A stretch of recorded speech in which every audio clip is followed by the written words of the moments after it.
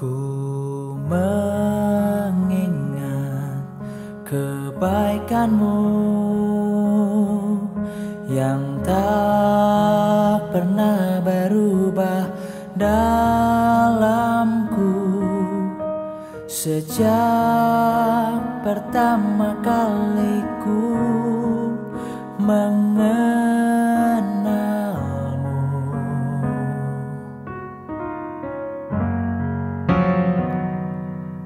Kau menjadi arti hidup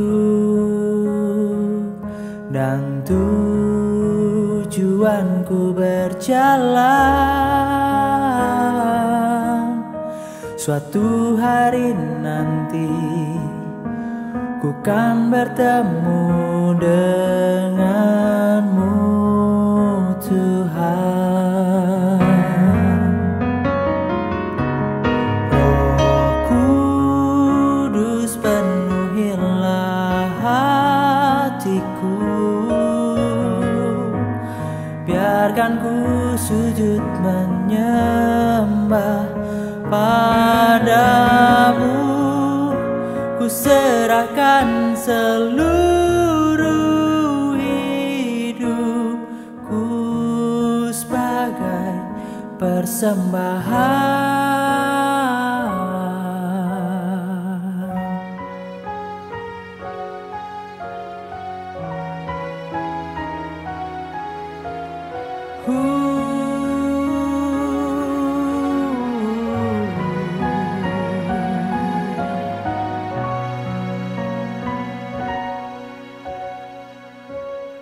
Ku mengingat kebaikanmu yang tak pernah berubah dalamku sejak pertama kali ku mengenalmu.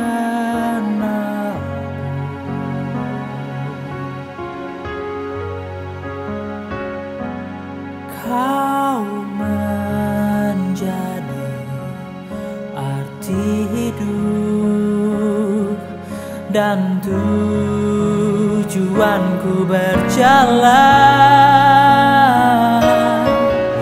Suatu hari nanti ku kan bertemu denganmu, Tuhan. Roh Kudus penuhilah hatiku, biarkan ku sujud menyembah padamu. Ku serahkan seluruh hidupku sebagai persembahan. Yesus, Kaulah yang selalu ku rindu. Ku mau tinggal di dalam-Mu, menikmati kasih setia-Mu dalam hidupku hingga akhir nanti ku menyembah.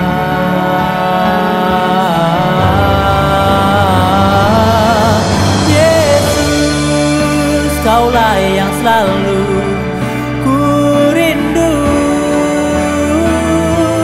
Ku mau tinggal di dalam-Mu, menikmati kasih setia-Mu dalam hidupku hingga akhir nanti.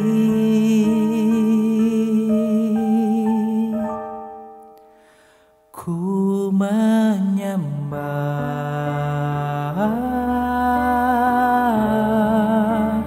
ku menyembah,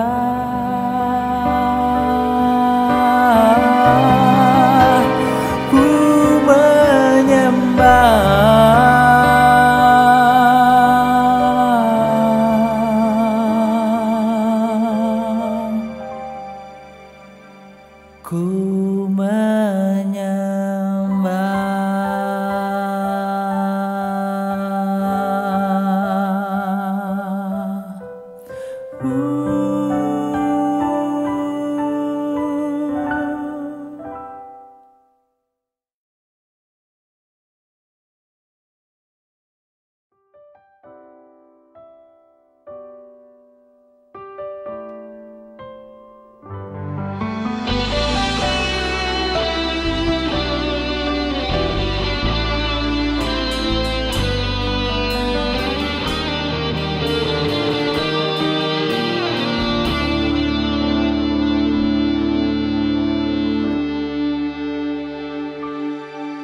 Tuhan, Kaulah kekuatan bagi diriku, Engkau segalanya. Yesus, Kau sumber jawaban yang selalu setia. Kau tak pernah berubah, bukan karena kekuatanku dapat ku jalani kisah hidupku, namun hanya oleh kuasa Roh-Mu mampu ku langkahkan kakiku. Kau menara kekuatan, perlindungan, Kau alasan yang membuatku bertahan menghadapi semua cobaan. Kau beriku kekuatan untuk ku lalui semua dengan penuh kemenangan. Kau memegang tanganku, menjagaku, tak pernah Kau biarkan ku terjatuh. Dalam semua langkah hidupku, Kau selalu di sana, memberiku harapan. Jiwaku menyembah di tahta-Mu, Tuhan, bersyukur buat segala kebaikan-Mu di hidupku.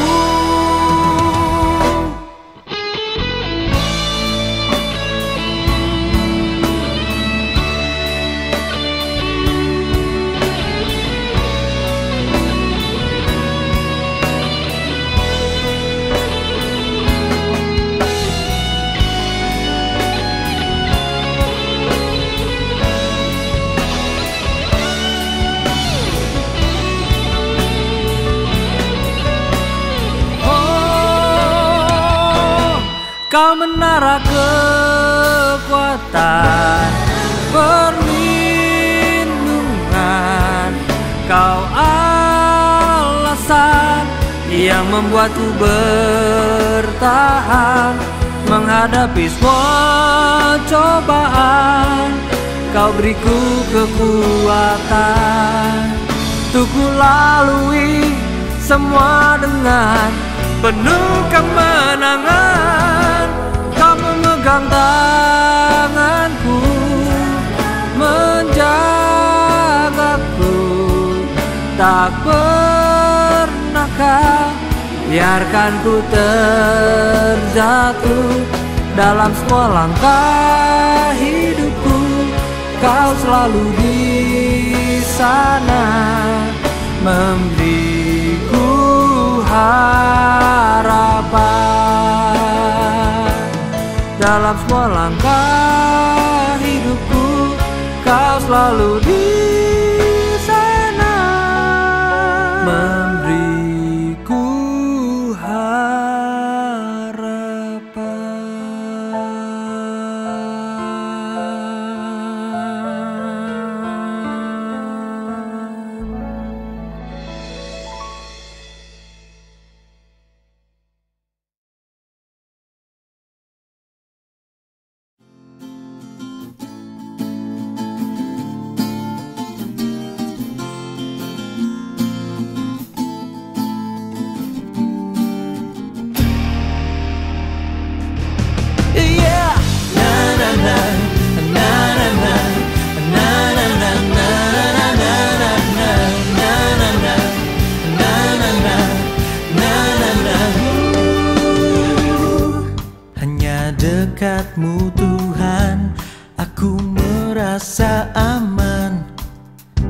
dalam naungan sayap-Mu.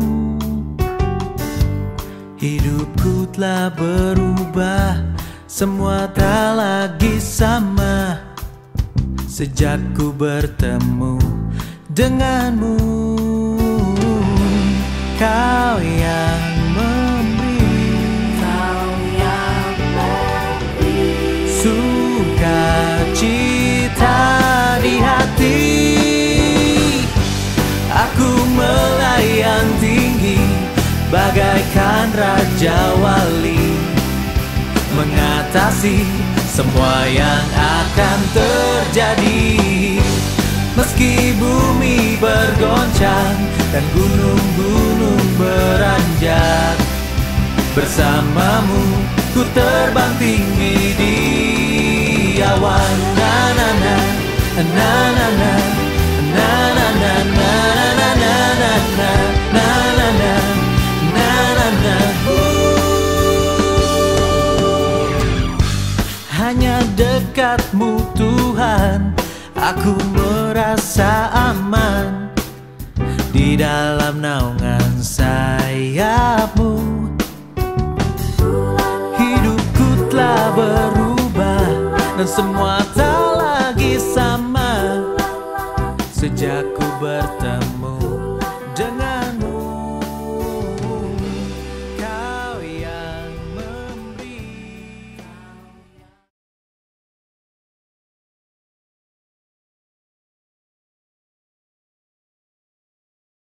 10, 9, 8, 7, 6, 5, 4, 3, 2, 1.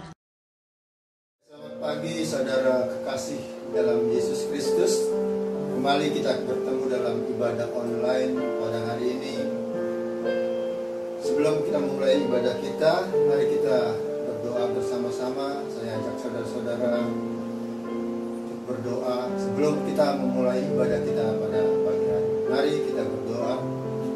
Bapa di surga, kami mengucap syukur atas segala apa yang Tuhan berikan bagi kami. Kami berterima kasih atas pimpinan Engkau dalam kehidupan kami. Pada pagi hari ini kami anak-anak-Mu ingin memuji Engkau, ingin menyembah Engkau. Kiranya Tuhan layakkan kami anak-anak-Mu untuk menyembah Engkau pada pagi hari ini. Tuhan, walaupun kami di berbagai macam tempat di rumah kami masing-masing, Tuhan, kami undang biar Roh Kudus hadir di mana kami berada, di tempat kami berada pada pagi hari ini. Kami serahkan anak-anak-Mu yang bertugas pada pagi hari ini, terlebih hamba-Mu yang akan membawakan firman-Mu pada pagi hari ini. Tuhan, kami mau memuji Engkau, bersukacita bersama Engkau. Inilah doa kami yang kami panjatkan, yang kami alaskan di dalam nama Tuhan kami Yesus Kristus. Haleluya. Amin. Salam, selamat pagi. Mari kita akan memuji dan memuliakan nama Tuhan pada pagi hari ini. Bahwa kita mau katakan bahwa Allah yang kita sembah, Allah yang dahsyat, Allah yang sanggup melakukan segala perkara. Mari kita memuji dan memuliakan nama Tuhan. Kasih yang begitu besar, lebih kuat dari dosa. Kasih yang menemukanku,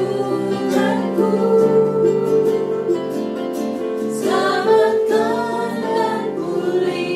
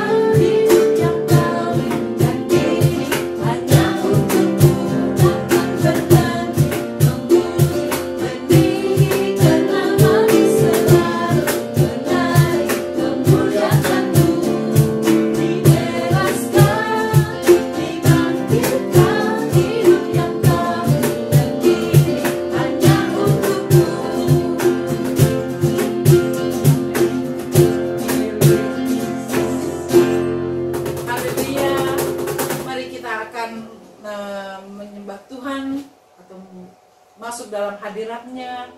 Biarlah kita mau siapkan hati kita bahwa Allah sangat mengasihi kita, Allah yang sanggup melakukan segala perkara. Rancangannya sangat indah. Biarlah kita boleh mengalami jamahan Tuhan pada pagi hari ini.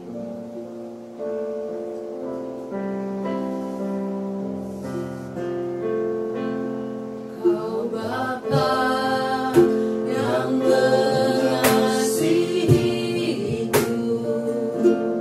kuasa-Mu memulihkanku, hati yang baru Kau berikan.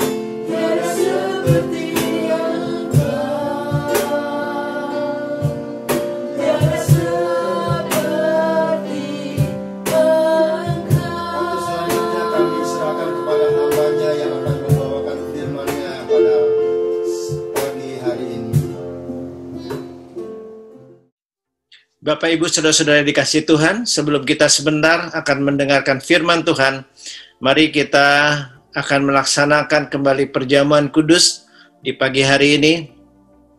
Mari kita bersama-sama berdoa untuk menyerahkan perjamuan kudus ini. Tuhan, terima kasih pada kesempatan di pagi hari ini, di awal dari bulan yang baru ini, bulan Oktober 2020 ini, kami kembali akan melaksanakan perjamuan kudus.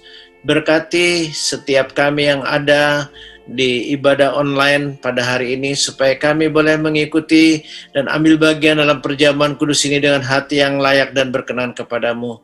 Terima kasih Tuhan untuk pengorbanan-Mu di atas kayu salib yang boleh membawa kami masuk di dalam keselamatan yang sudah Tuhan anugerahkan kepada kami.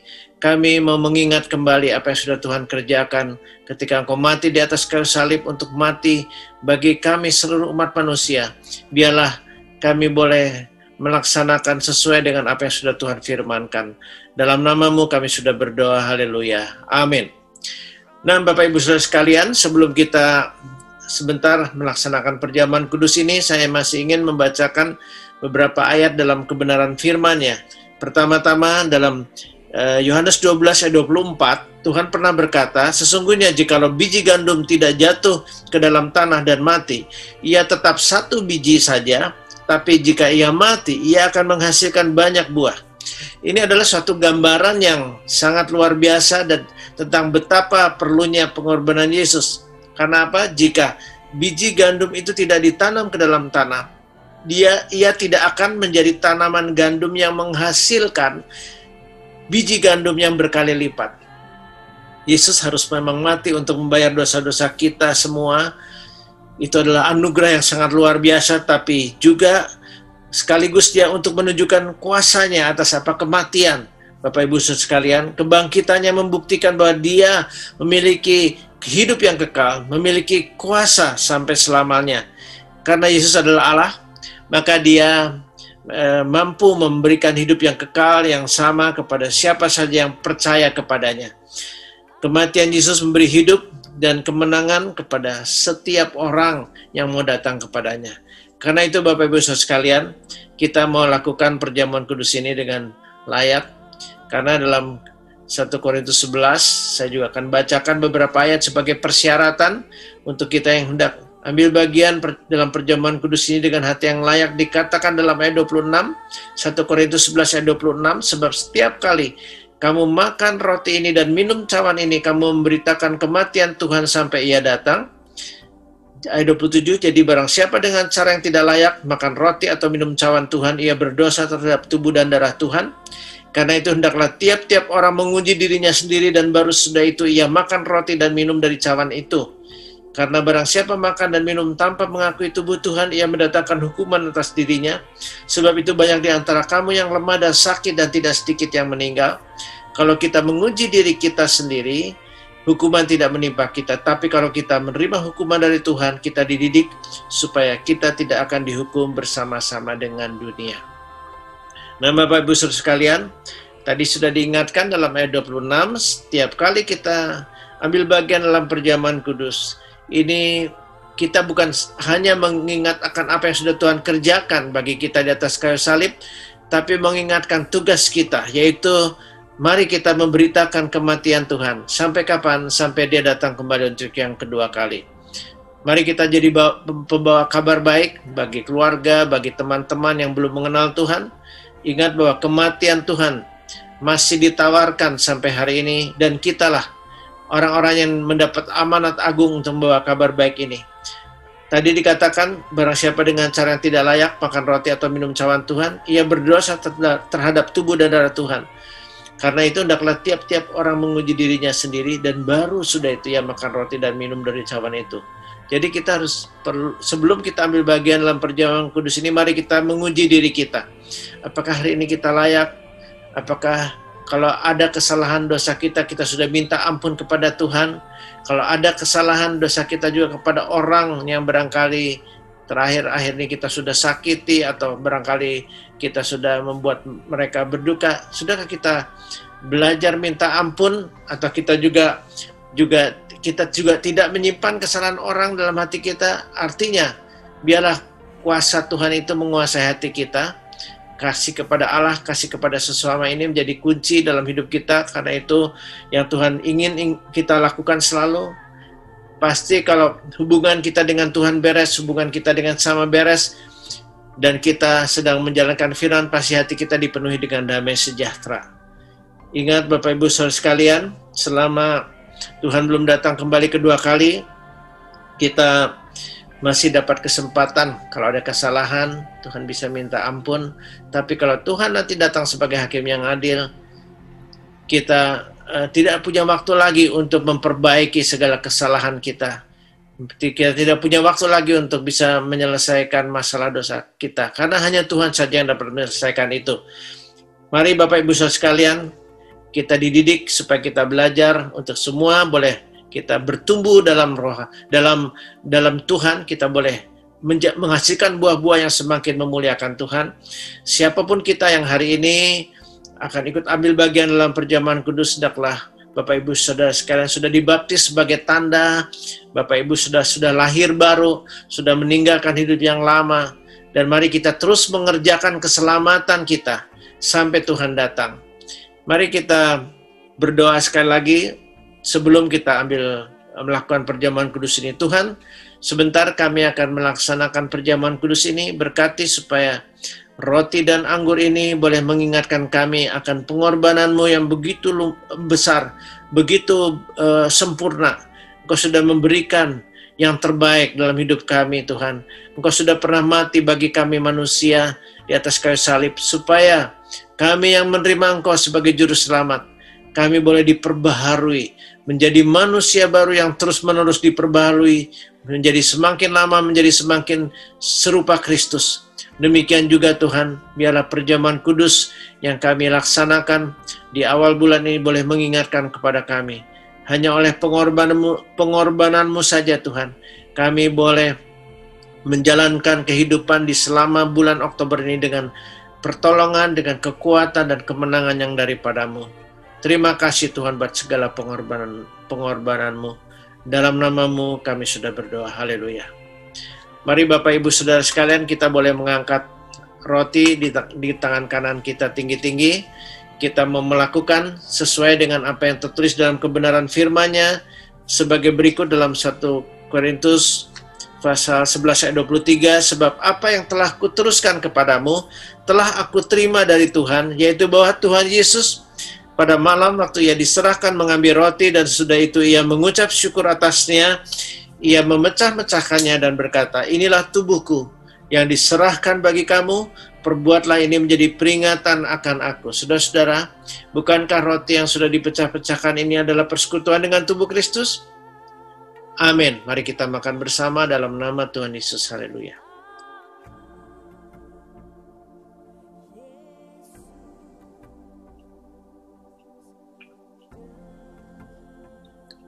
Mari kita mengangkat cawan juga, tangan kanan kita tinggi-tinggi. Demikian juga Ia mengambil cawan sudah makan lalu berkata, cawan ini adalah perjanjian baru yang dimeteraikan oleh darahku.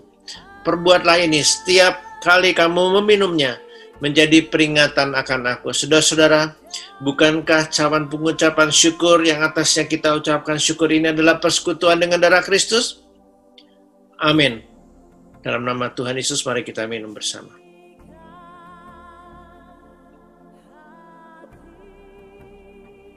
Mari kita berdoa, Bapak Ibu Saudara sekalian. Tuhan, terima kasih oleh anugerah-Mu, kami boleh ikut ambil bagian kembali dalam perjamuan kudus di hari ini. Mengingat akan apa yang sudah Tuhan kerjakan bagi kami di atas kayu salib. Engkau pernah mati di atas kayu salib untuk menjadi jalan, kebenaran dan hidup. Untuk Engkau mengampuni segala dosa kami. Sehingga kami yang percaya kepadamu, kami boleh diubah menjadi manusia baru. Terima kasih Tuhan buat pengorbanan-Mu yang begitu mulia. Engkau sudah pernah mati sekali untuk selamanya, yaitu untuk manusia-manusia yang pernah hidup, yang masih nanti akan masih dilahirkan lagi Tuhan. Engkau memberi kesempatan supaya kami diselamatkan, karena anugerah-Mu. Itu bukan karena hasil usaha kami, bukan hasil pekerjaan kami, tapi adalah pemberian yang daripada-Mu. Terima kasih Tuhan, Engkau sudah boleh menjadi satu-satunya jalan kebenaran dan hidup. Karena tidak seorang pun yang dapat datang kepada Bapa tanpa melalui Engkau. Terima kasih ya Tuhan, Engkau sudah boleh memberikan kami anugerah keselamatan. Ampuni kami kalau kami terkadang masih seringkali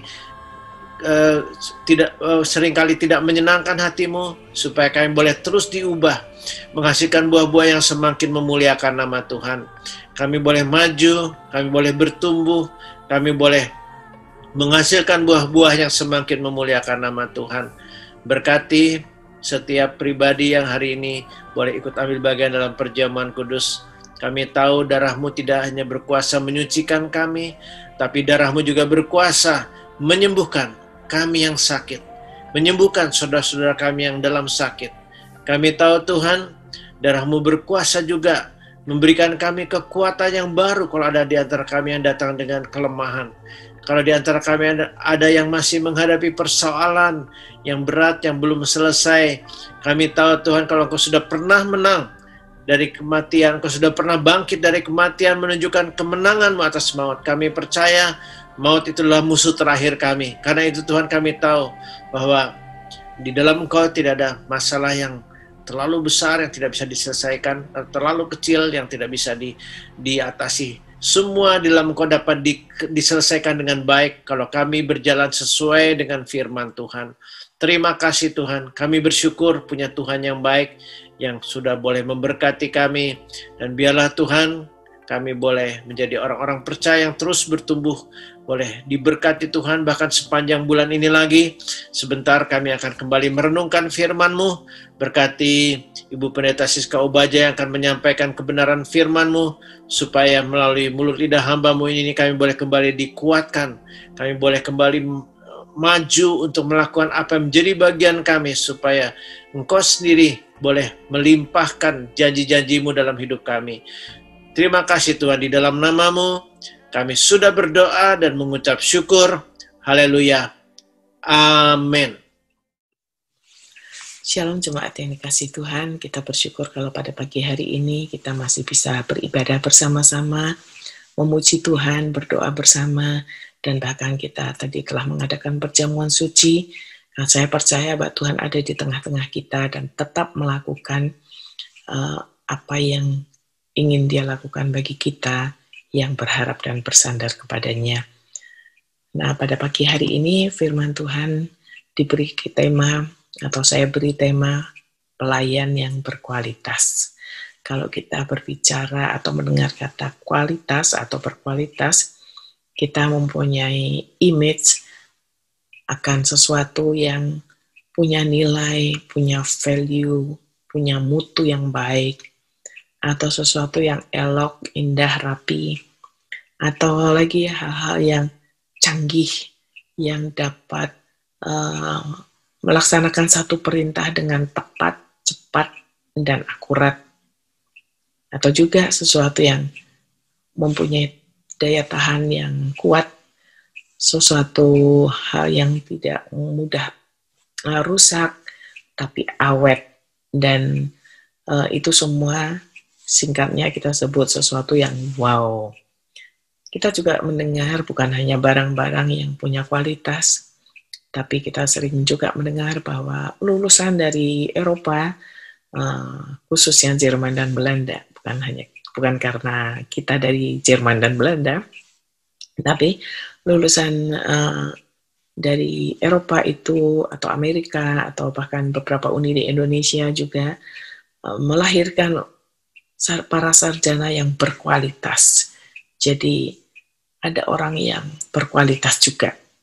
Dan untuk menyandang gelar berkualitas memang bukan terjadi hanya sekejap, tapi itu merupakan satu proses yang tidak mudah, proses yang tidak cepat, tetapi banyak yang berhasil di situ. Dan saya percaya kita sebagai anak-anak Tuhan, kita pun akan berhasil menjadi orang-orang yang berkualitas. Atau dengan kata lain, orang yang berkualitas adalah orang-orang yang memiliki karakter ilahi. Dan pada pagi hari ini saya ingin mengajak kita semua membaca firman Tuhan bersama-sama di dalam kitab Kejadian pasal yang ke-24, ayat yang pertama dan seterusnya. Nah, perikop di dalam kitab Kejadian pasal 24 ini adalah Ribka dipinang bagi Ishak. Saya akan bacakan mulai ayat 1. Dikatakan di sana, adapun Abram telah tua dan lanjut umurnya, serta diberkati Tuhan dalam segala hal. Berkatalah Abram kepada hambanya yang paling tua dalam rumahnya, yang menjadi kuasa atas segala kepunyaannya. Katanya, baiklah letakkan tanganmu di bawah pangkal pahaku, supaya aku mengambil sumpahmu demi Tuhan, Allah yang empunya langit dan yang empunya bumi, bahwa engkau tidak akan mengambil untuk anakku seorang istri dari antara perempuan Kanaan yang di antaranya aku diam. Tetapi engkau harus pergi ke negeriku dan kepada sanak saudaraku untuk mengambil seorang istri bagi Ishak anakku. Sampai di sini dulu saya bacakan firman Tuhan ini, dan melalui apa yang baru saja kita baca, kita tahu bahwa Abraham telah tua, tapi dia sangat diberkati dalam segala hal. Dan dia saat itu memanggil seorang hambanya untuk diberikan tugas yang tidak mudah. Karena tidak mudah, dia pasti tidak sembarangan memilih hambanya. Jadi hamba Tuhan yang dipilih itu memang tidak disebutkan namanya di dalam Kejadian 24 ini, tetapi menurut para penafsir Alkitab atau pengamat Alkitab, kalau kita baca di dalam Kejadian pasal 15 ayat yang pertama dan kedua, orang tersebut adalah bernama Eliezer. Di Kejadian 15 ayat yang pertama dikatakan di sana bahwa pada suatu hari firman Tuhan datang kepada Abraham dalam suatu penglihatan. Waktu itu masih disebut Abram ya, dalam suatu penglihatan, dan Tuhan mengatakan supaya Abraham tidak khawatir, tidak usah takut, karena upahnya akan sangat besar. Tetapi di situ Abram menjawab bahwa demikian ya kira-kira, ya Tuhan Allah, apakah yang akan Engkau berikan kepadaku, karena aku akan meninggal dengan tidak mempunyai anak, dan yang akan mewarisi rumahku dan adalah Eliezer orang Damsyik itu. Jadi Eliezer sudah ada bersama dengan Abram sejak Abram belum mempunyai keturunan. Dialah yang ditetapkan atau diharapkan oleh Abram menjadi pewaris dari segala miliknya kelak. Tetapi di ayat 4 dari pasal 15 dikatakan bukan dia, tetapi anak kandungmu sendiri. Itu yang dikatakan oleh Tuhan. Nah, tapi kita akan membaca, kita akan melihat tentang Eliezer. Eliezer ini nama Eliezer mempunyai arti Tuhan adalah penolong. Dan ada sifat atau kriteria yang menjadi karakter dari Eliezer yang kita akan baca, simak bersama-sama pada pagi hari ini. Yang pertama adalah sifatnya adalah setia. Eliezer adalah orang yang setia, karena dikatakan di situ juga di dalam ayat yang kedua dari Kejadian 24, yang paling tua. Paling tua itu berarti sudah lama ya. Dan kecuali dia setia, dia juga bisa dipercaya. Makanya Abraham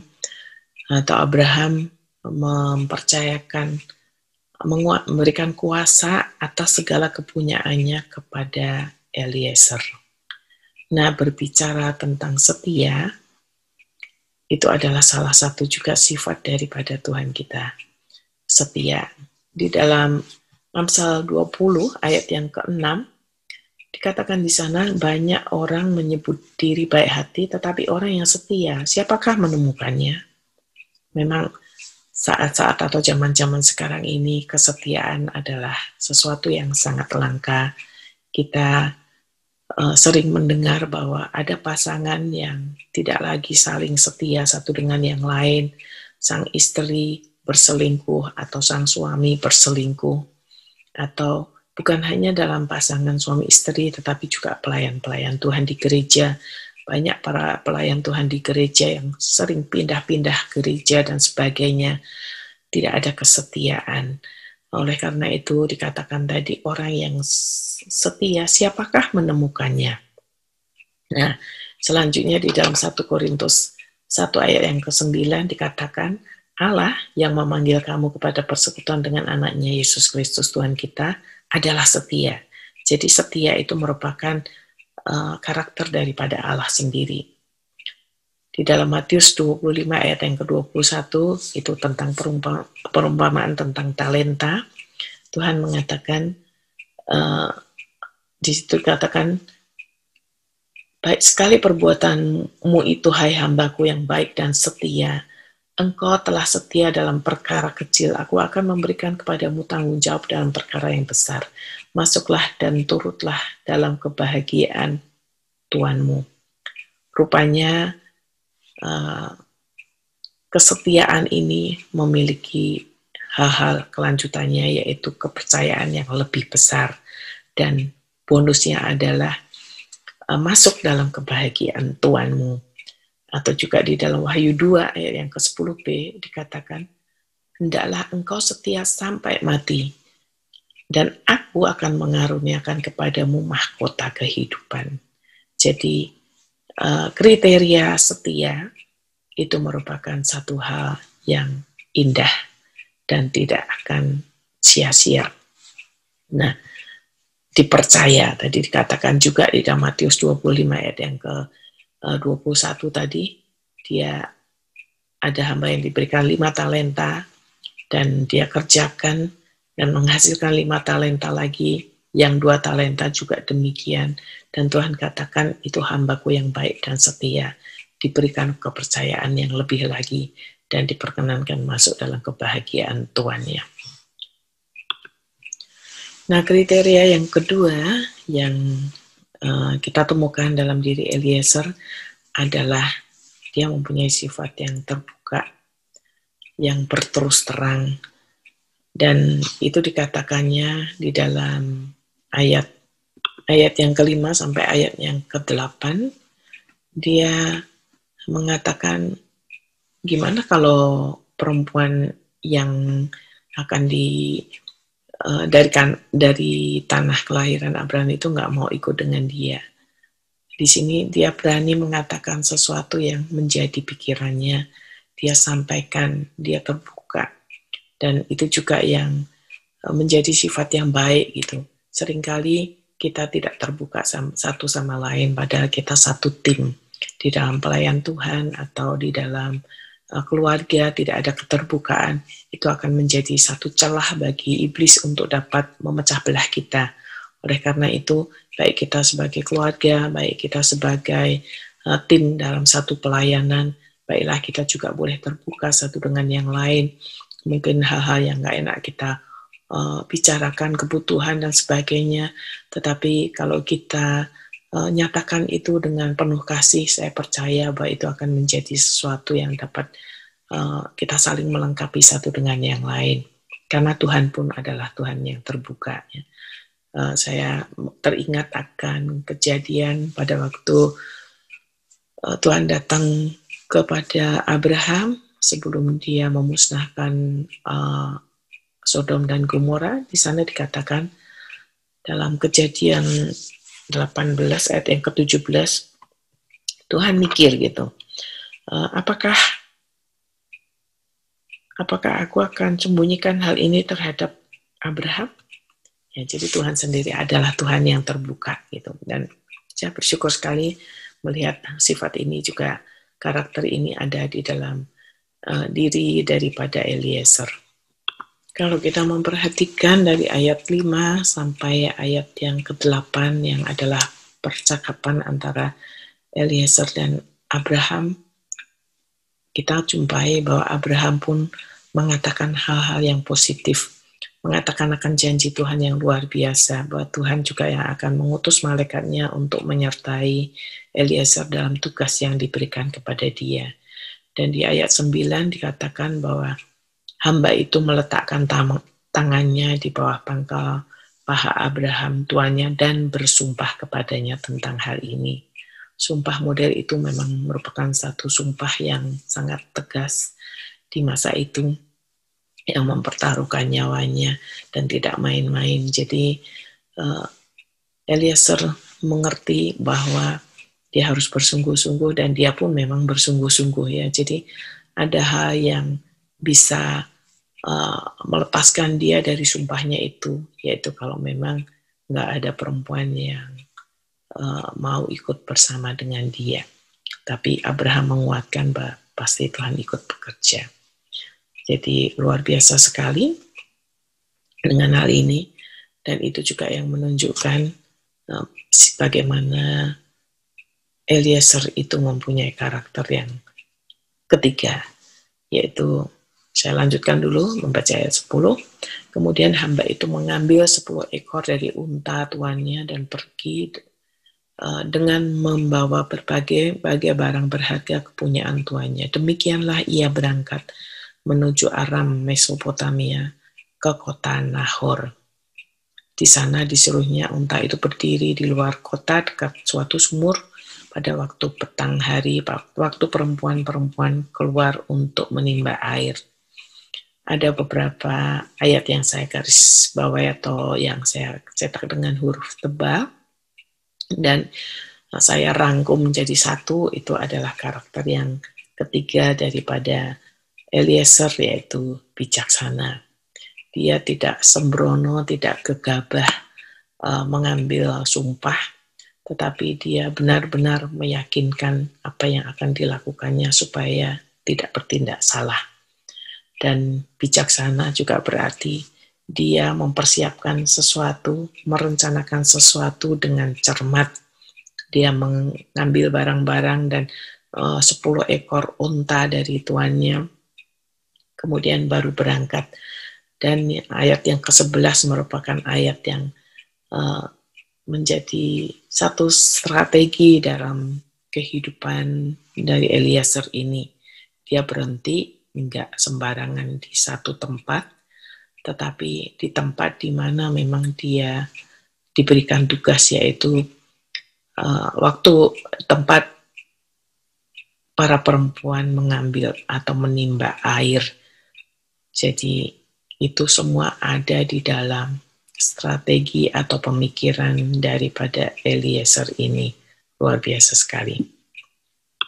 Kalau kita merenungkan tugas ini sungguh sangat tidak mudah, karena jarak dari tanah Kanaan menuju ke kota Haran itu cukup jauh, sekitar 700 km, dan seekor atau unta itu mempunyai kemampuan dalam sehari menempuh hanya 40 km.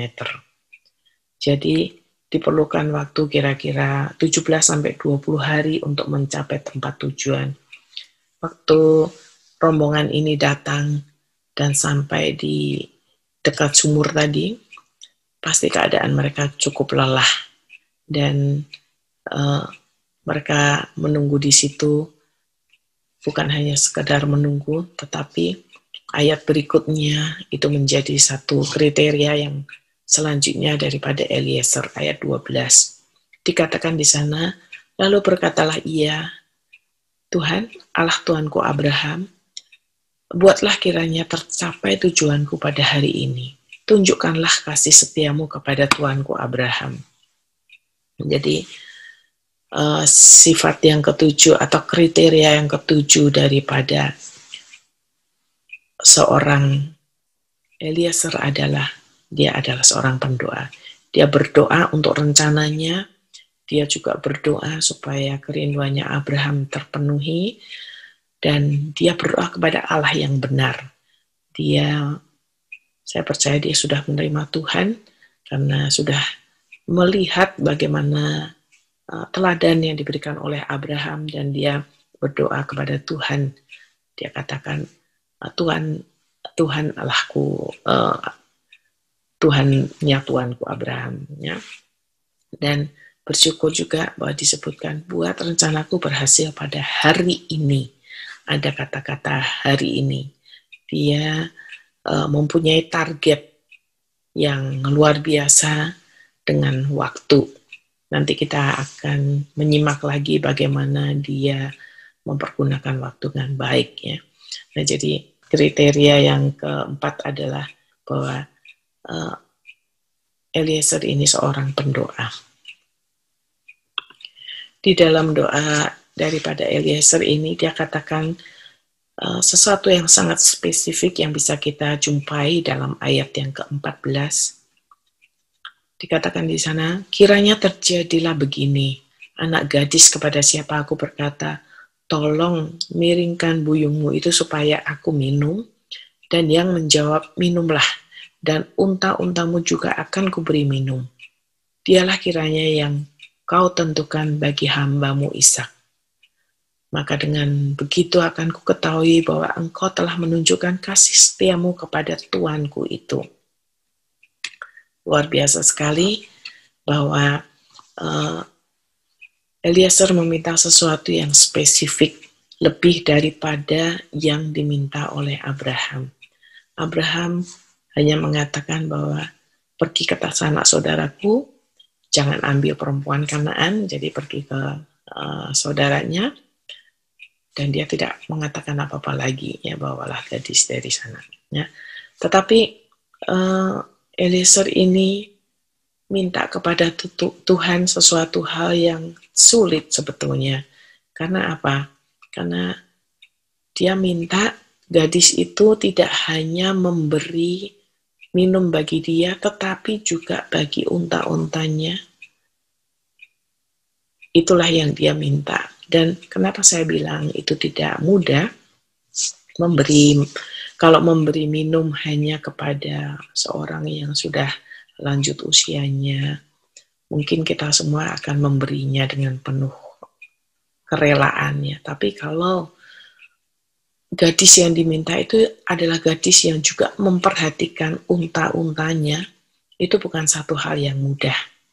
Saya membaca satu artikel tentang unta itu kalau sedang kecapean, dia untuk minum sampai puas itu bisa sekitar 20-30 galon untuk satu unta, ya. Dan itu sekitar 1 galon sekitar hampir 38 liter. Nah, bayangkan berapa banyak 10 unta. Kalau kita nimba atau kalau Ribkah menimba untuk memuaskan satu unta itu 10 menit, berarti untuk 10 unta itu perlu waktu 100 menit atau hampir 2 jam. Nah, itu yang saya katakan bahwa itu permintaan yang tidak mudah yang diajukan oleh Eliezer kepada Tuhan. Jadi permintaan yang lebih dari apa yang diharapkan oleh Abraham sebetulnya. Dan saya menyebut karakter atau kriteria daripada Eliezer itu adalah excellent. Dia orang yang excellent. Apa arti kata excellent? Excellent itu mempunyai arti lebih daripada yang diharapkan. Kita coba membaca firman Tuhan yang diambil dari Injil Matius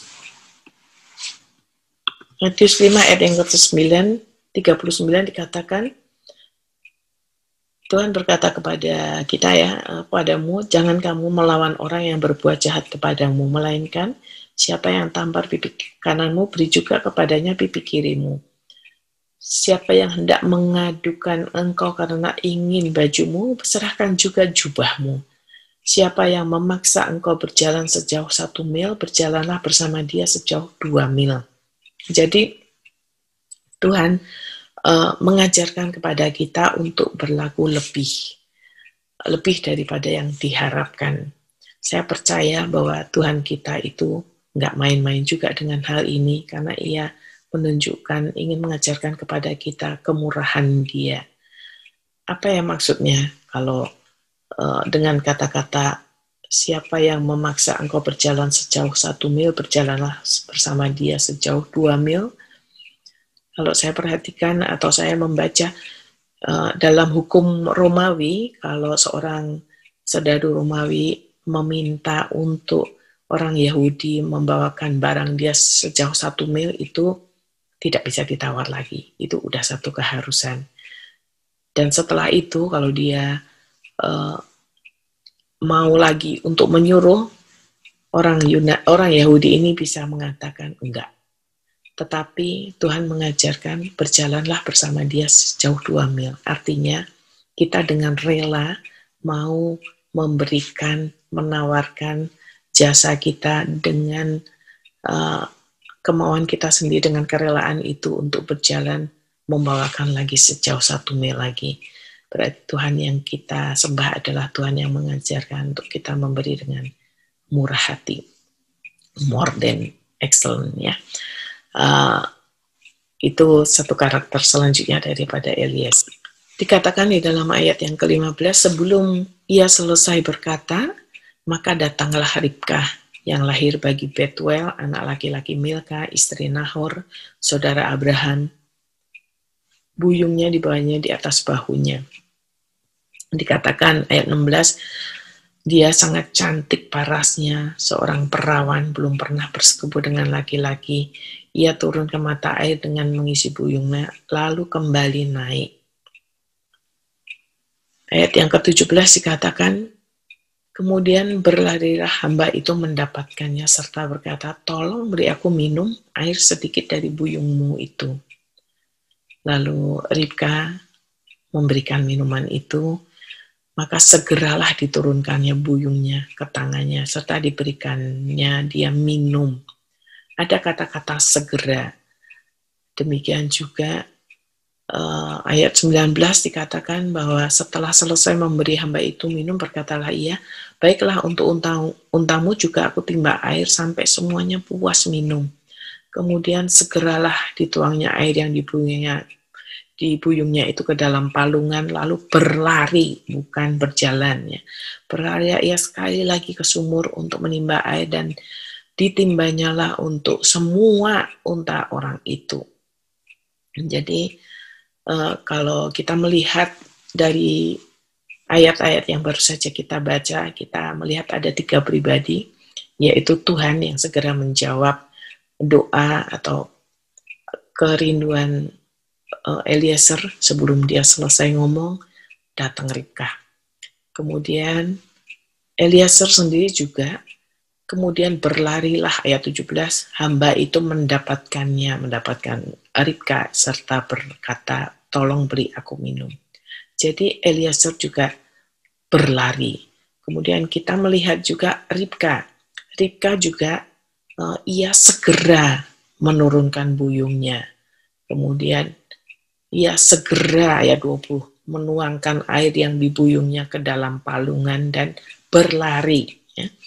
Jadi mereka ini adalah ketiga pribadi yang mempunyai karakter yang sama, yaitu tidak membuang-buang waktu atau bersegera atau memakai waktu yang ada dengan baik.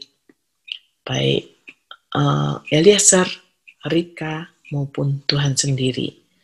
Dan kita kalau baca di dalam Efesus 5 ayat yang ke-16, dikatakan di sana, pergunakanlah waktu yang ada, karena hari-hari ini adalah jahat.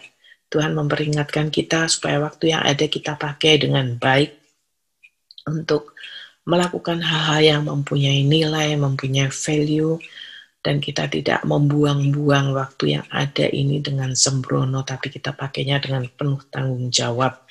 Itulah kriteria yang selanjutnya yang kita dapati dalam diri Eliezer. Saya lanjutkan kriteria yang berikutnya lagi. Di dalam ayatnya yang ke-21, orang itu mengamat-amati hanya dengan berdiam diri untuk mengetahui apakah Tuhan membuat perjalanannya berhasil atau tidak. Setelah unta-unta itu puas minum, maka orang itu mengambil anting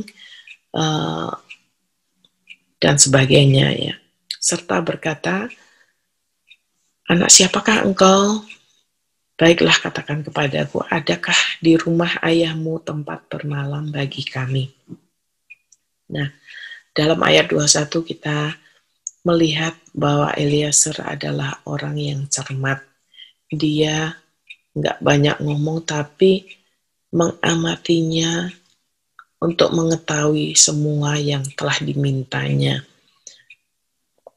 Dia orang yang teliti, ya, dan dia juga seorang giver. Dia memberikan, mengambil anting untuk Ribka yang sudah menolong dia. Jadi kita melihat bahwa Eliezer luar biasa sekali. Dia teliti, cermat, seperti Allah yang kita sembah juga Allah yang sangat teliti bagaimana dia merancang bumi ini diisi dengan hal-hal yang begitu detail, begitu baik. Kalau kita mengamati anatomi tubuh manusia aja sudah sedemikian detailnya, ya. Sedemikian cermat Tuhan membentuk kita. Luar biasa sekali. Jadi biarlah kita juga boleh memiliki ketelitian dalam banyak hal. Dan juga kita menjadi giver, orang yang tahu memberi. Ya. Seringkali kalau kita mendapat tugas, apalagi kalau kita mempunyai kuasa untuk sesuatu, kita dapat tugas dinas keluar, bisa jadi kita tergiur untuk mengambil sebagian daripada yang dipercayakan kepada kita untuk diri kita sendiri. Tapi tidak demikian dengan Eliezer. Berapa banyak kita juga mendengar berita-berita tentang pegawai negeri atau pejabat-pejabat yang korup dengan hal-hal atau barang-barang yang seharusnya menjadi aset negara, tapi dipakai dengan tidak betul. Tapi Eliezer bukanlah orang yang tipe demikian. Kita bersyukur karena dia memiliki tipe atau karakter ilahi. Nah, apa yang dilakukan oleh Eliezer setelah dia mendengar jawaban dari Ribka tentang dirinya? Dalam ayat yang ke-26, Eliezer mengatakan, di situ dikatakan bahwa lalu berlututlah orang itu dan sujud menyembah Tuhan. Kriteria apa yang ada di sini? Dia katakan, ayat 27 dikatakan di situ, serta berkata, terpujilah Tuhan, Allah Tuanku Abraham yang tidak menarik kembali kasihnya dan setianya dan dari Tuanku itu, dan Tuhan telah menuntun aku di jalan ke rumah saudara-saudara Tuanku ini. Ketelitiannya juga kita bisa lihat bahwa apa yang dikatakan Ribkah itu persis dengan apa yang dia ketahui tentang silsilah daripada tuannya, yaitu Abraham.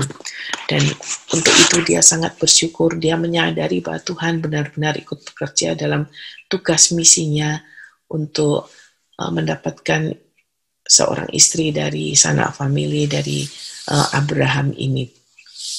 Dan tindakan yang dilakukan adalah berlutut untuk menyembah Tuhan dan memuji Tuhan dan mengucap syukur kepada Tuhan. Nah, itu adalah menyatakan bahwa Eliezer adalah orang yang tahu berterima kasih. Dia suka bersyukur. Nah, kalau kita ngomong tentang masalah bersyukur, banyak sekali ayat firman Tuhan yang mengajarkan kita untuk bersyukur. Bahkan Tuhan Yesus sendiri juga enggak sekedar menyuruh kita untuk bersyukur, tapi dia sendiri bersyukur. Kalau kita membaca atau mengingat waktu Tuhan membagi-bagikan roti dan ikan kepada orang-orang yang mendengarkan dia, dikatakan salah satunya dalam Matius 15 ayat 36, sesudah itu ia mengambil ketujuh roti dan ikan-ikan itu, mengucap syukur, memecah-mecahkannya, dan sebagainya. Lalu Matius 26 ayat yang ke-27 dikatakan, sesudah itu ia mengambil cawan, mengucap syukur, lalu memberikannya kepada mereka dan berkata, minumlah kamu semua dari cawan ini. Ada lagi kata-kata Tuhan Yesus mengucap syukur. Bukan hanya Tuhan Yesus, tapi saya percaya para rasul-rasul pun demikian. Dan yang paling banyak kita jumpai kata-kata mengucap syukur adalah Rasul Paulus ya, kepada jemaat di Efesus, dalam Efesus 1 ayat yang ke-16, dia katakan, aku pun tidak berhenti mengucap syukur karena kamu, dan aku selalu mengingat kamu dalam doaku. Filipi 1 ayat yang ketiga, Paulus juga mengatakan bahwa aku mengucap syukur kepada Allahku setiap kali aku mengingat kamu. Kemudian ayat yang kelima, aku mengucap syukur kepada Allahku karena persekutuanmu dalam berita Injil mulai hari pertama sampai sekarang ini. Jadi Rasul Paulus adalah seorang rasul yang juga suka bersyukur. Dan Tuhan pun menghendaki kita juga senantiasa mengucap syukur. Itu tertulis di dalam 1 Tesalonika 5 ayat yang ke-18 dikatakan di sana, mengucap syukurlah dalam segala hal, sebab itulah yang dikehendaki Allah di dalam Yesus Kristus atau Kristus Yesus bagi kamu. Jadi merupakan perintah Allah kalau kita mengucap syukur. Kriteria apa lagi yang kita jumpai dalam diri Eliezer? Kita lanjutkan di dalam ayat yang ke-32. Masuklah Eliezer ke dalam rumah, ditanggalkannya lah pelana unta-unta, diberi jerami dan makanan kepada unta-unta, lalu dibawanya air pembasuh kaki dan sebagainya ya. Ayat ke-33, tetapi ketika dihidangkan makanan di depannya, berkatalah dia, orang itu, aku tidak akan makan sebelum ku sampaikan pesan yang ku bawa ini. Jawab Laban, silahkan. Jadi ini satu karakter yang luar biasa juga. Dia fokus kepada apa yang ditugaskannya dan dia juga bertanggung jawab pada apa yang dimilikinya atau dibawanya, yaitu unta-unta ya.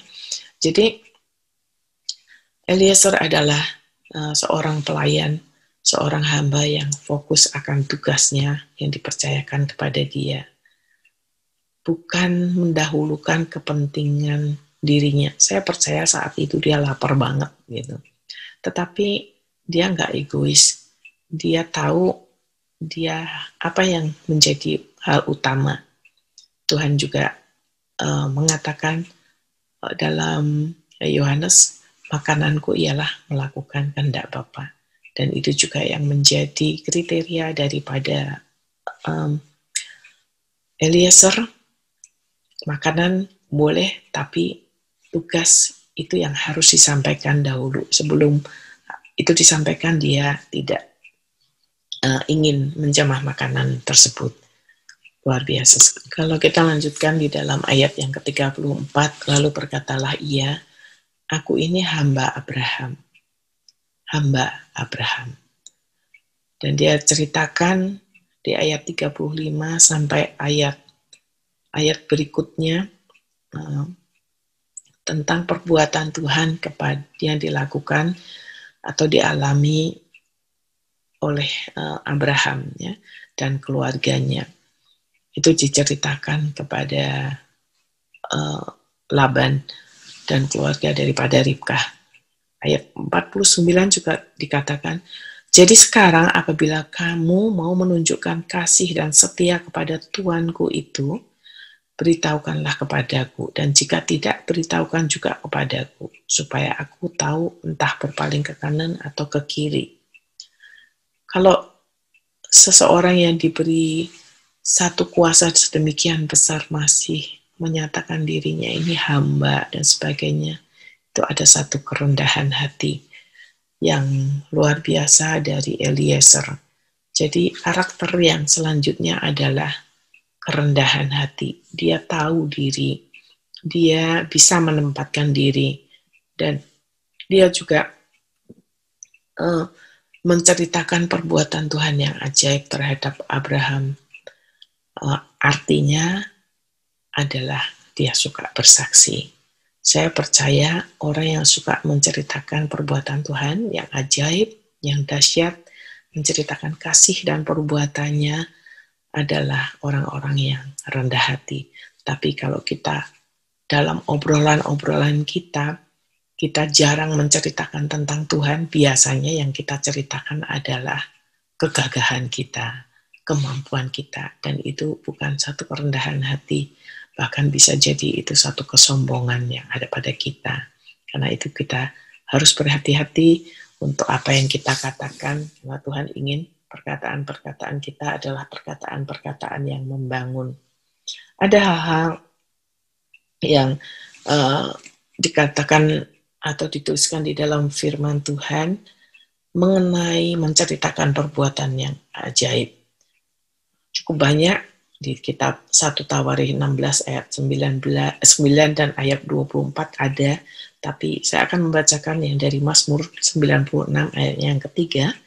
Dikatakan di situ, ceritakanlah kemuliaannya di antara bangsa-bangsa dan perbuatan-perbuatannya yang ajaib di antara segala suku bangsa. Kita kenal juga lagunya, bukan?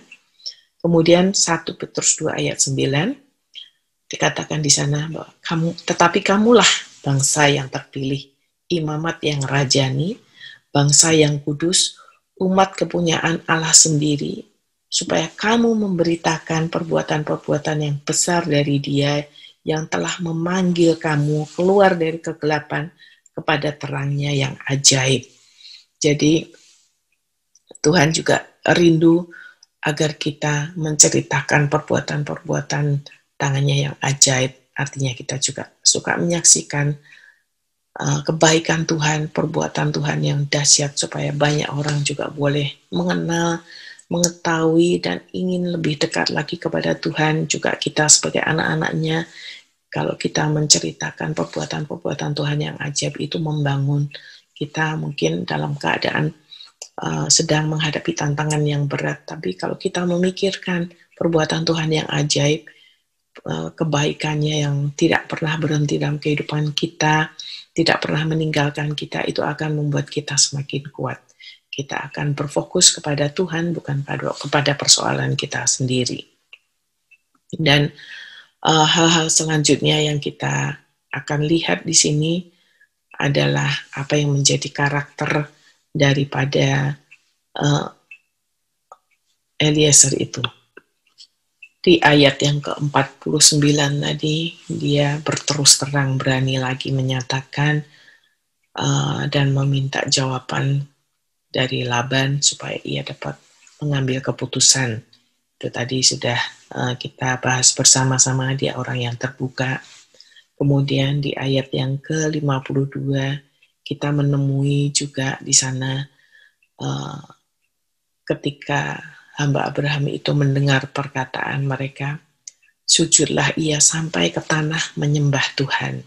Jadi memang sudah menjadi lifestyle daripada Eliezer ini untuk mengucap syukur, berdoa kepada Tuhan. Kemudian ayat yang ke-53 dikatakan juga di sana, dia memberikan lagi perhiasan emas, perak, pakaian kebesaran, dan memberikan semuanya itu kepada Ribkah. Juga kepada saudaranya dan kepada ibunya diberikan pemberian yang indah-indah.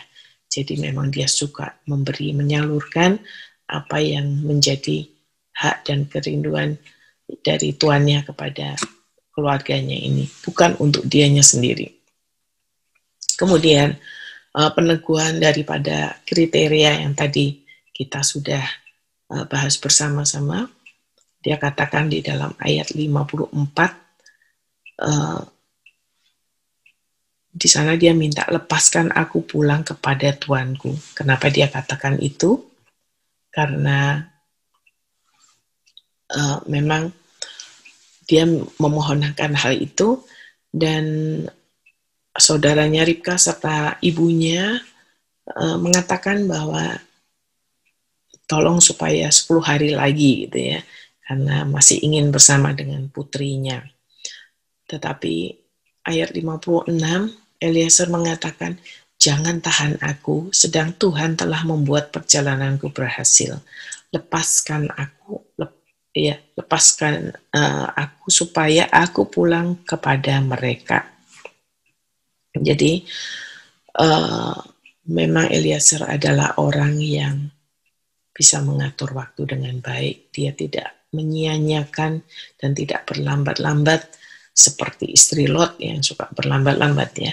Saya jadi ingat ke kisah itu. Dia tidak mau tinggal di sana lebih lama karena dia tahu bahwa Tuhan sudah membuat perjalanannya berhasil dan tugasnya sudah selesai dan ingin kembali kepada orang tuanya.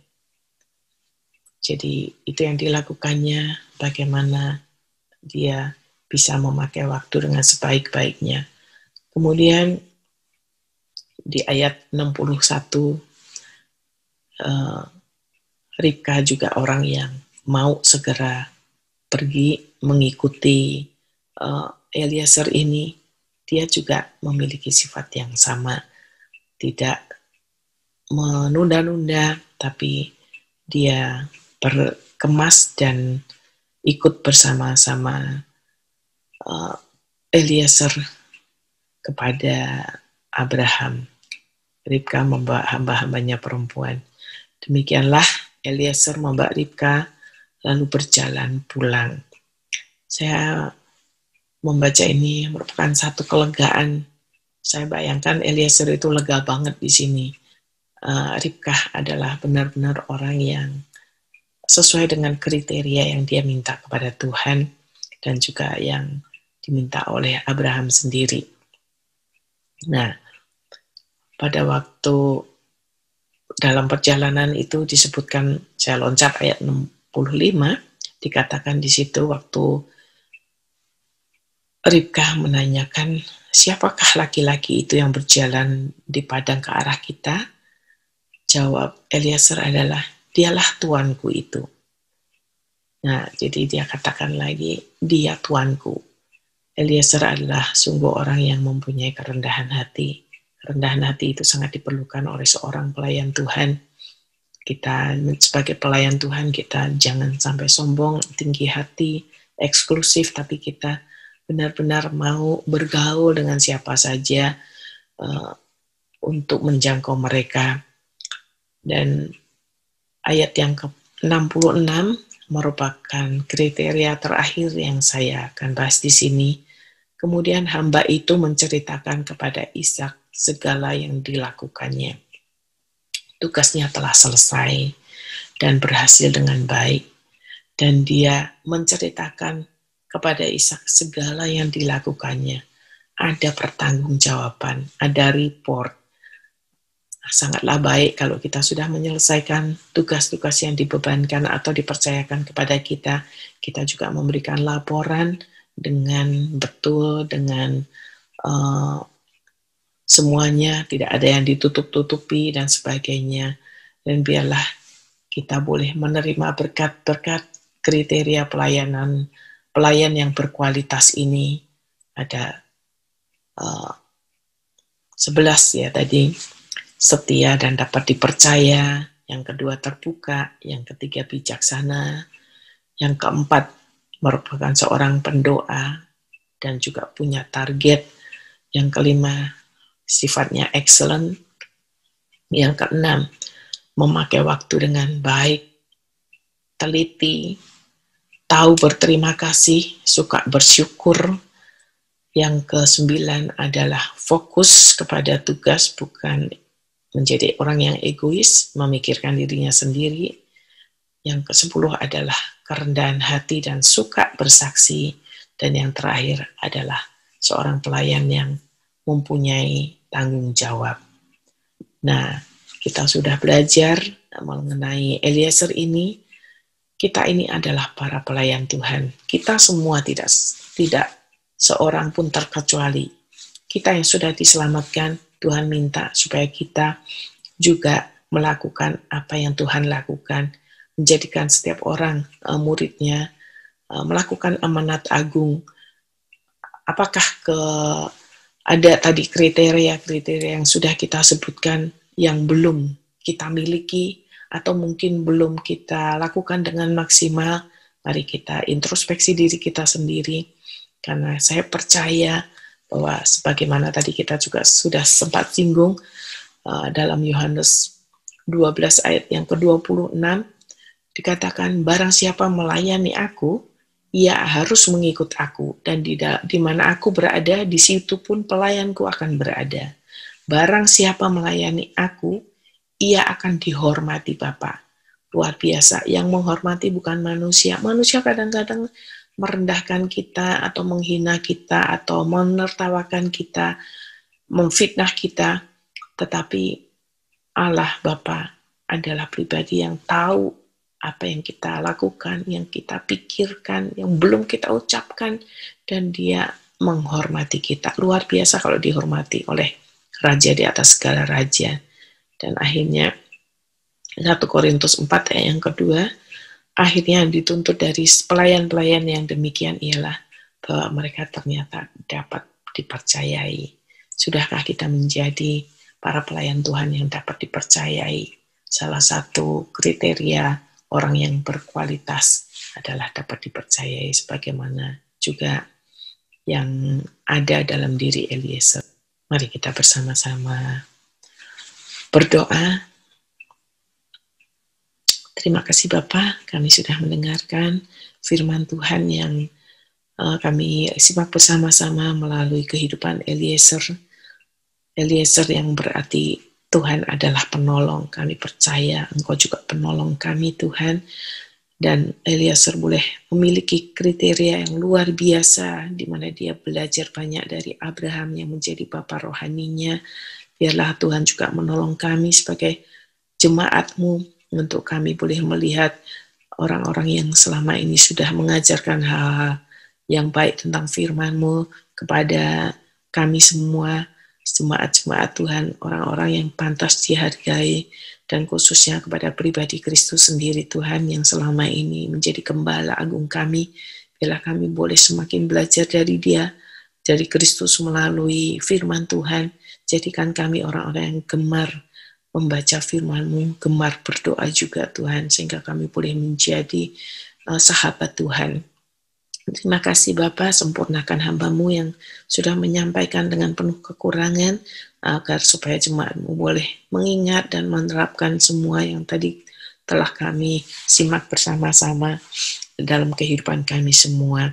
Terima kasih Bapa, hanya di dalam nama Tuhan kami Yesus Kristus kami berdoa dan mengucap syukur. Haleluya. Amin. Tuhan Yesus memberkati. Shalom. Puji Tuhan, kita semua telah diberkati dari pemberitaan firman Tuhan yang sudah kita dengar pada hari ini. Kini tiba saatnya kita akan mendengarkan pengumuman. Ibadah Raya GMI masih dijalankan secara online setiap hari Minggu pukul 10 dan melalui website GMI.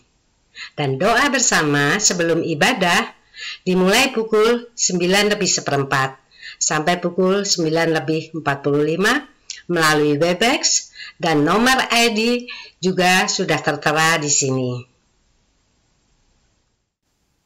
Seminar online GMI pengganti dari Retreat GMI bertemakan dibebaskan dari angkatan yang jahat. Diadakan pada hari Jumat tanggal 9 Oktober sampai dengan hari Minggu tanggal 11 Oktober 2020. Garis besar dari kegiatan seminar sebagai berikut. Hari Jumat dimulai pukul 18:15 sampai pukul 20:30 bersama para staf gembala GMI. Hari Sabtu dimulai pukul 8:15 sampai pukul 8:30 malam bersama hamba-hamba Tuhan dari Indonesia dan Amerika, yang adalah Pendeta Daniel Tansil mengisi sesi 1 dengan tema Memenuhi Panggilan Tuhan di Era New Normal.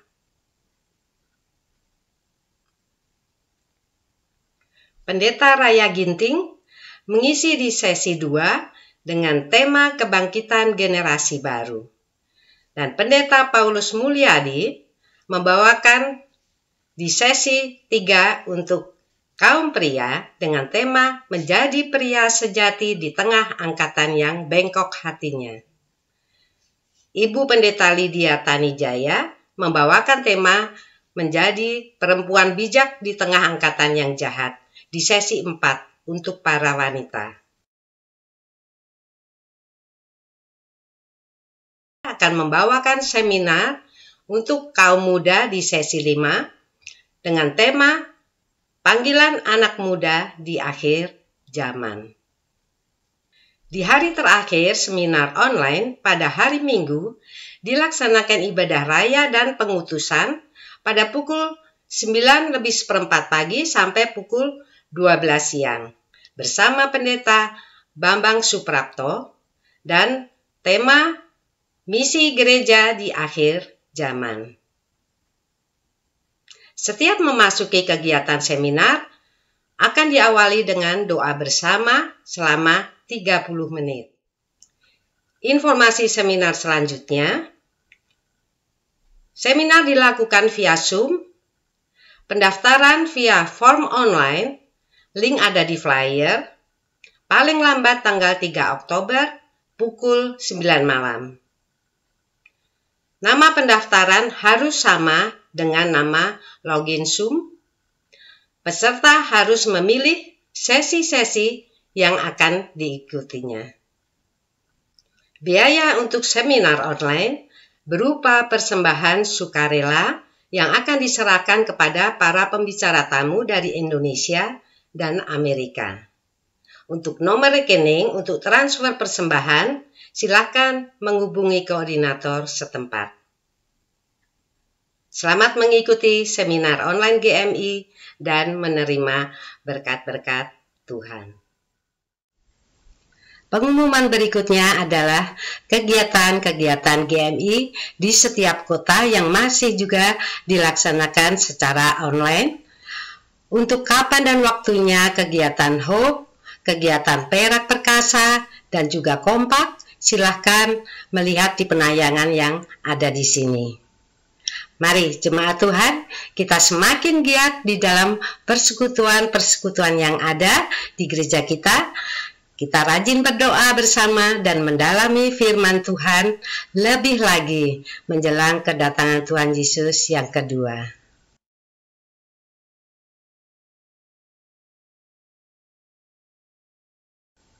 Persembahan syukur atau kolektor dapat kita lakukan melalui dua cara. Pertama, kita dapat transfer ke rekening GMI EVO ke nomor yang tertera di sini juga. Saudara dapat buat foto atau mencatatnya juga bisa. Lalu cara kedua, persembahan dimasukkan ke dalam envelope dan disimpan dahulu saudara.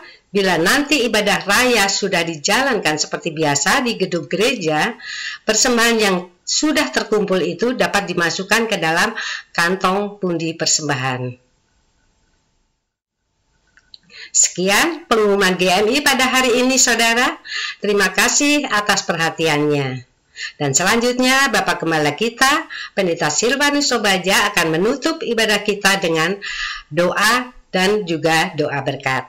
Setelah itu saudara, kita akan menaikkan sebuah pujian syukur kita kepada Tuhan Yesus yang sudah memimpin ibadah kita pada hari ini. Tuhan Yesus memberkati. Puji Tuhan Bapak Ibu Saudara sekalian, kita boleh mengikuti ibadah pada hari ini dengan bimbingan pimpinan Tuhan dan perjamuan kudus juga. Kita bersyukur sebentar kita akan menutup ibadah kita, kiranya kita boleh membawa berkat-berkat yang kita sudah terima untuk kita lakukan dalam hidup ini, supaya Tuhan boleh selalu disenangkan. Mari kita berdoa. Tuhan, terima kasih. Di akhir ibadah ini kami sekali lagi menghadap kepadamu, mengucap syukur untuk segala kebaikan Tuhan. Kami bersyukur boleh mendapat kesempatan untuk boleh beribadah kepada Tuhan. Bersyukur untuk berkat-berkat yang kami boleh terima melalui firman-Mu yang sudah disampaikan oleh hamba-Mu, Ibu Pendeta Siska Obaja, yang memberitakan tentang bagaimana kami bisa menjadi pelayan yang berkualitas di akhir zaman ini. Bagaimana kami boleh menjadi pelayan-pelayan yang bertekun. Kami boleh setia, bisa dipercaya, mempunyai hati yang bijak. Kami boleh selalu siap sedia. Kami boleh menjadi orang yang suka berdoa, karena rumahmu harus menjadi rumah doa bagi segala bangsa. Kami juga kiranya boleh dipenuhi dengan rasa syukur. Kami juga boleh mempunyai kerendahan hati.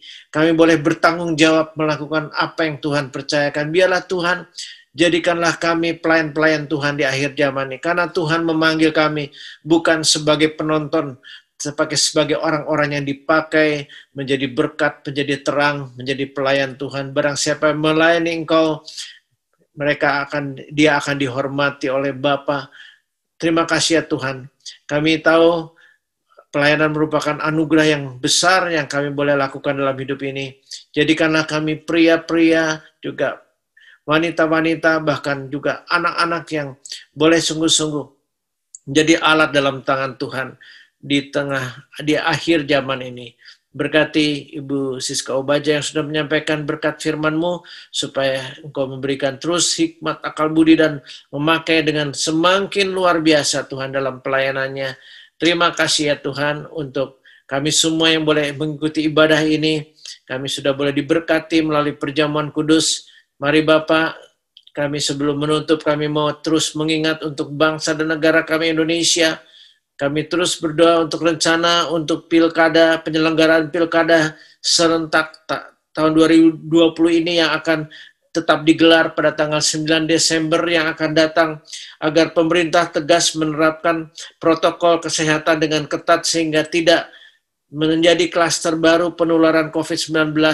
Mari tolong bangsa dan negara kami, juga untuk bangsa dan negara Jerman, bangsa dan negara Belanda, tempat di mana kami berada, kami tinggal, kami yang bekerja, ada saudara-saudara kami yang mengikuti studi, ada yang sudah berkeluarga, ada yang belum. Mari Tuhan, kami bersyukur, kami boleh ada di negara ini. Kami mau terus berdoa untuk pemerintahan Jerman, pemerintahan Belanda juga, supaya di negara ini Engkau juga boleh kembali mengaryakan kuasa-Mu Tuhan. Bangkitkan Eropa, karena dari Eropa lah dahulu Tuhan kabar baik ini boleh dibawa ke tengah bangsa kami, salah satunya bangsa kami Indonesia. Biarlah kami yang ada di negara ini kembali boleh menjadi terang yang daripada-Mu Tuhan. Pakai kami supaya kami boleh melihat juga perubahan terjadi atas Eropa. Bangkitkan kembali Tuhan, supaya revival terjadi di negara-negara ini Tuhan. Ini menjadi kerinduan kami Tuhan. Kebangunan rohani terjadi kembali di Eropa Tuhan, supaya boleh mengingatkan kepada bangsa Eropa, supaya mereka kiranya dapat kembali kepada Tuhan.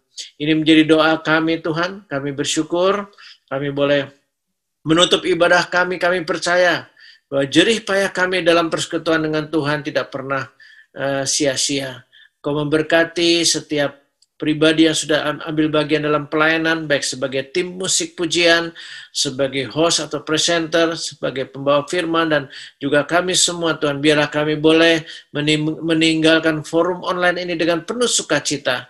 Terima kasih Tuhan. Kami percaya Engkau akan memimpin kami sepanjang minggu ini dengan hal-hal yang akan kami kerjakan, baik dalam kegiatan rohani, yaitu membangun rumah-Mu menjadi rumah doa, dalam komsel, dalam pertemuan-pertemuan kegiatan jemaat, dalam kerjaan sehari-hari, dalam kerjaan dalam rumah tangga, dalam studi, apapun yang kami lakukan, biarlah semua boleh menyenangkan hati Tuhan. Engkau juga boleh berjalan di depan kami, memberikan kami keberhasilan. Terima kasih Tuhan. Kiranya Engkau boleh memberkati kami. Sebentar kami akan meninggalkan online ini, pertemuan online ini dengan berkat yang daripada-Mu. Mari Bapak Ibu saudara sekalian, kita boleh kedahkan kedua tangan kita untuk menerima berkat Tuhan. Tuhan memberkati dan melindungi engkau. Tuhan menyinari engkau dengan wajahnya dan memberikan kasih karunia. Tuhan menghadapkan wajahnya kepada engkau dan memberikan engkau damai sejahtera. Karena kasih karunialah Bapa, damai sejahtera yang daripada Tuhan Yesus Kristus dan persekutuan dalam Roh Kudus menyertai engkau mulai dari sajam ini sampai Maranatha, yaitu Tuhan Yesus Kristus datang kembali untuk yang kedua kali. Haleluya. Amin. Terima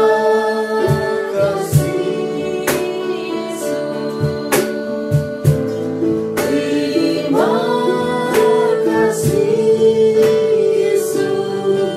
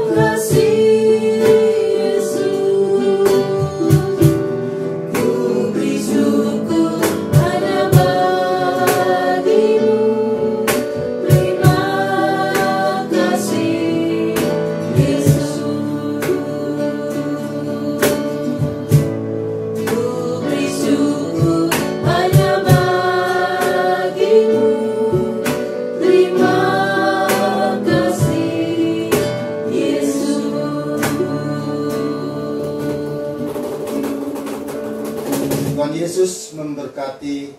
Amin. Though I walk through the valley of the shadow of death, I have no fear of evil. Though I walk through the valley of the shadow of death, I have no fear, because I walk with you.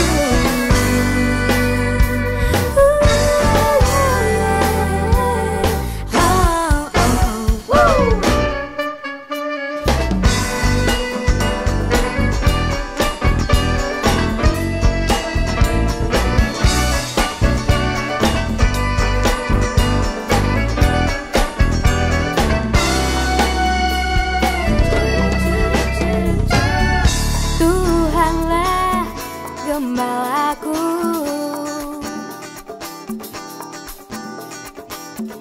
aku takkan kekurangan. Dia membaringkan aku di padang yang berumput hijau. Dia menuntunku ke air yang tenang. Dia menyegarkan jiwaku, menuntunku ke jalan yang benar. Oleh karena namanya. Sekalipun ku berjalan dalam lembah bayang maut, aku tak takut bahaya.